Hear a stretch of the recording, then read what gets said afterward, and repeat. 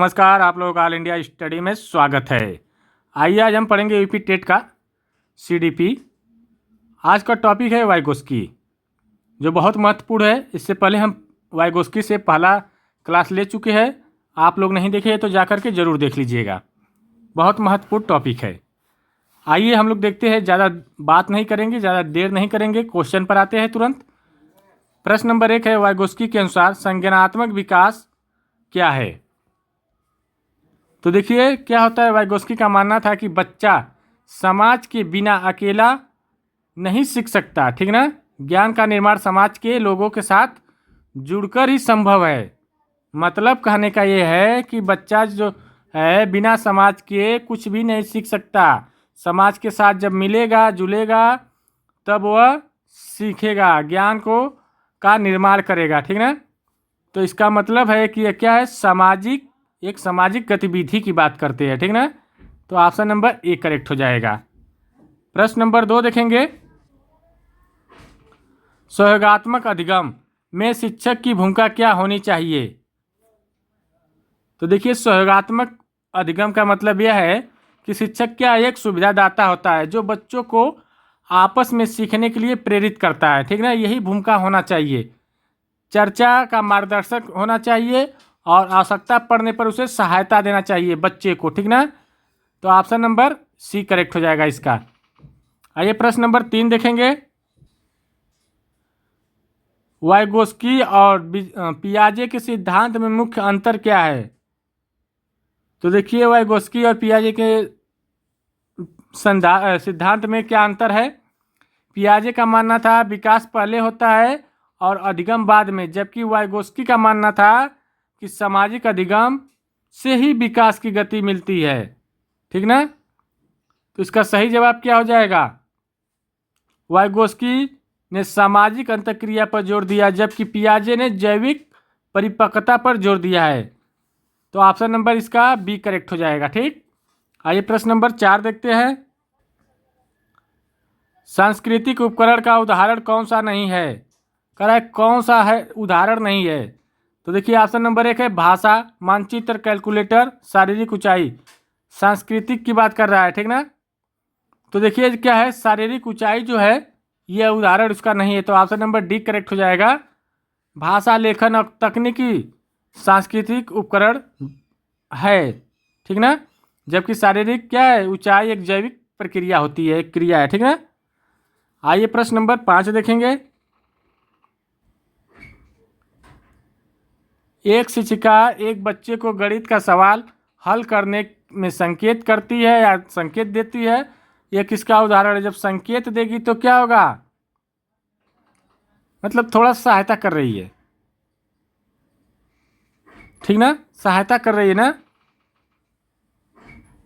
तो इसका सही जवाब हो जाएगा स्कैफोल्डिंग पार्ट, ठीक ना। स्कैफोल्डिंग को सहायता, थोड़ा सहायता करना ही स्कैफोल्डिंग कहलाता है। मतलब अस्थाई सहायता, पूरी सहायता नहीं, अस्थाई। थोड़ा सा बताएंगे तो आगे बढ़ जाएगा बच्चा, ठीक ना। आइए प्रश्न नंबर 6 देखेंगे, वाइगोस्की के अनुसार बच्चों का स्व नियमन किससे विकसित होता है? तो देखिए वाइगोस्की का जो है के अनुसार जो बच्चों का स्व नियमन होता है वह निजी वाक्य से विकसित होता है। निजी वाक्य मतलब प्राइवेट स्पीच, अपने आप में बोलेगा बच्चा, अपना दिमाग दौड़ाएगा, व्यवस्थित करेगा और व्यवहार को नियंत्रित करेगा, अपने आप बोल करके सुनेगा बात को, खुद बात को सुनेगा, अपने खुद से बात करेगा, तो वही है स्व नियमन। ऑप्शन नंबर इसका बी करेक्ट हो जाएगा। प्रश्न नंबर 7 देखेंगे, असिस्टेड डिस्कवरी में छात्र किसके माध्यम से सीखता है?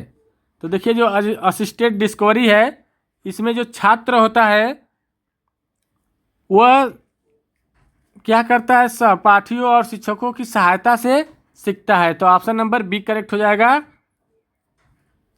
साथियों से क्या करता है, मदद लेकर के नई चीज़ों या जानकारी को खोजता है, सीखता है, ठीक ना। प्रश्न नंबर 8 देखेंगे, जेडपीडी की ऊपरी सीमा क्या दर्शाती है? करेक्ट, जेडपीडी की ऊपरी सीमा क्या दर्शाती है? जेडपीडी का मतलब होता है उच्चतम स्तर। जिसे बच्चा पूरी सहायता मिलने पर प्राप्त कर सकता है, ठीक ना। तो इसका सही जवाब क्या हो जाएगा? बच्चा जो किसी कुशल मार्गदर्शक की मदद से कर सकता है उसे कहते हैं जेडपीडी की ऊपरी सीमा। आइए प्रश्न नंबर 9 देखेंगे। वाइगोस्की के अनुसार अधिगम का मुख्य उद्देश्य क्या है? तो बताइए अधिगम का मुख्य उद्देश्य क्या होगा? ऑप्शन नंबर 1 है केवल परीक्षा पास करना। केवल शब्द गलत है। उच्च मानसिक प्रक्रियाओं का विकास करना, ठीक है। व्यवहार में बदलाव करना नहीं। नौकरी पाना नहीं। ये उच्च मानसिक प्रक्रियाओं का विकास करना ही इनका अधिगम उद्देश्य है, ठीक ना, वाइगोस्की साहब का। शिक्षा का उद्देश्य बच्चों को सोचने का और सामाजिक अनुभव के माध्यम से उन्नत बनाना होता है, ठीक ना। आइए प्रश्न नंबर 10 देखेंगे। इंटर सब्जेक्टिविटी की प्रक्रिया में क्या होता है? तो देखिए जो अलग अलग सोचते हैं नहीं, जो दो लोग एक ही समस्या पर एक साझी समझ बनाते हैं, ये बात बिल्कुल सही है, ठीक ना। एक दूसरे से हावी नहीं, चुप्पी से नहीं होगा, ठीक ना। तो ऑप्शन नंबर बी करेक्ट हो जाएगा इसका। जब सीखने वाला और सिखाने वाला एक ही बिंदु पर सहमत होता है तभी यह अधिगम होता है, इंटर सब्जेक्टिविटी, ठीक ना। आइए प्रश्न नंबर 11 देखेंगे। किस मनोवैज्ञानिक ने सामाजिक रचनावाद का आधार रखा? सामाजिक रचनावाद का, तो यह लेव वाइगोस्की साहब ने रखी है, ठीक ना। समाज की बात करते हैं, ठीक। आइए प्रश्न नंबर 12 देखेंगे।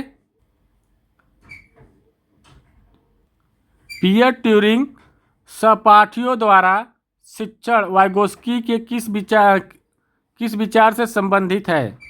तो देखिए ये जो है एम के ओ का मतलब होता है दोस्त, सहपाठी दोस्त हो सकता है यदि वे किसी विषय को बच्चे से बेहतर जानता हो, ठीक ना।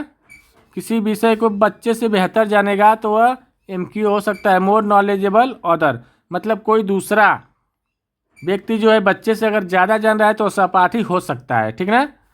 आइए प्रश्न नंबर 13 देखेंगे। वाइगोस्की के अनुसार प्राथमिक मानसिक कार्य क्या है? प्राइमरी मेंटल फंक्शन क्या है? तो देखिए ध्यान देना, धारणा, स्मृति, ये सब क्या है? प्राथमिक है। अटेंशन, सेंसन और परसेप्शन और मेमोरी, ध्यान, धारणा और स्मृति। तो ऑप्शन नंबर बी करेक्ट हो जाएगा इसका। ये कार्य जन्मजात होते हैं जो बाद में सामाजिक मेल जोल से उच्च मानसिक कार्यों में बदल जाते हैं, ठीक ना। वाइगोस्की का मानना है। प्रश्न नंबर 14 देखेंगे। वाइगोस्की के सिद्धांत में संस्कृति की क्या भूमिका होती है? तो देखिए ऑप्शन नंबर ए संस्कृति का कोई महत्व नहीं, गलत बात। संस्कृति बच्चे के सोचने के तरीके को आकार देती है, बात बिल्कुल सही है। केवल आ गया, ये बाधा डालना, ये सब गलत है। ऑप्शन नंबर बी करेक्ट हो जाएगा, ठीक। प्रश्न नंबर 15 देखेंगे।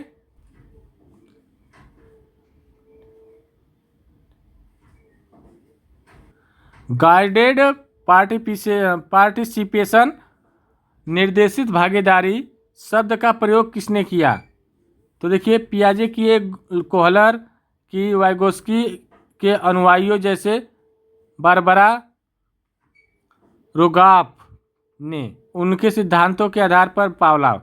तो ये जो ऑप्शन नंबर सी है वाइगोस्की के अनुयायियों ने किए, ठीक ना। जैसे बारबरा रोगाफ ने सिद्धांत वाइगोस्की के आधार पर किया है, ठीक ना। सामाजिक अधिगम के विचार को क्या किया है? उनके विचार को ही विस्तार दिया है, ठीक ना। तो देखिए आज टोटल 15 क्वेश्चन थे। कल एक क्लास और लाएंगे जिसमें टॉप लेवल का और हार्ड लेवल का क्वेश्चन। कल हम 30 क्वेश्चन कराएंगे, 15 टॉप लेवल का, 15 हार्ड लेवल का, ताकि कहीं से पेपर पूछे आप लोग आसानी से कर ले जाए, ठीक ना। देखिए वीडियो अच्छी लगी हो तो चैनल को लाइक शेयर सब्सक्राइब करिए। अब मिलते हैं अगले वीडियो में, तब तक के लिए नमस्कार।